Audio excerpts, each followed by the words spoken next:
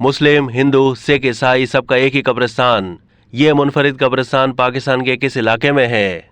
पाकिस्तान के जिला डेरा इस्माइल खान में 7 बड़े कब्रिस्तान हैं, जिनमें से एक कब्रिस्तान मुनफरिद है, जहां इलाके के सिखों, मुसलमानों, हिंदुओं और मसीहों को मरने के बाद एक ही जगह पर दफनाया जाता है।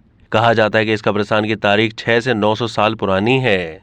मकामी लोगों के मुताबिक क़याम पाकिस्तान से बहुत पहले एक हिंदू ने कब्रिस्तान के लिए ये ज़मीन वली शाह सैयद मुनव्वर को तोहफे में दे दी थी, जिस वजह से इसका नाम शाह सैयद मुनव्वर कब्रिस्तान पड़ गया है। उनका मज़ार भी इसी कब्रिस्तान में मौजूद है।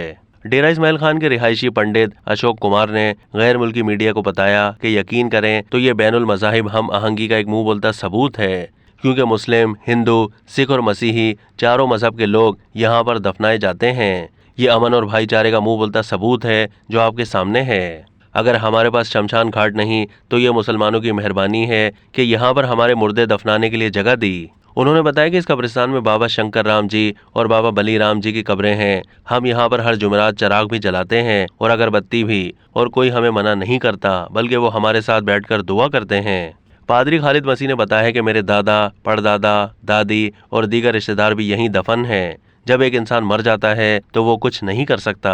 अगर हम जिंदा लोग एक दूसरे के साथ भाईचारे के साथ रहें तो जिस तरह मुस्लिम, सिख, हिंदू, मसीही इस कब्रिस्तान में आराम से एक साथ पड़े हैं, तो ऐसा ही जिंदा लोगों को भी रहना चाहिए। अब तक के लिए इतना ही। मज़ीद मालूमात के लिए डेली जंग के यूट्यूब चैनल को सब्सक्राइब कीजिए।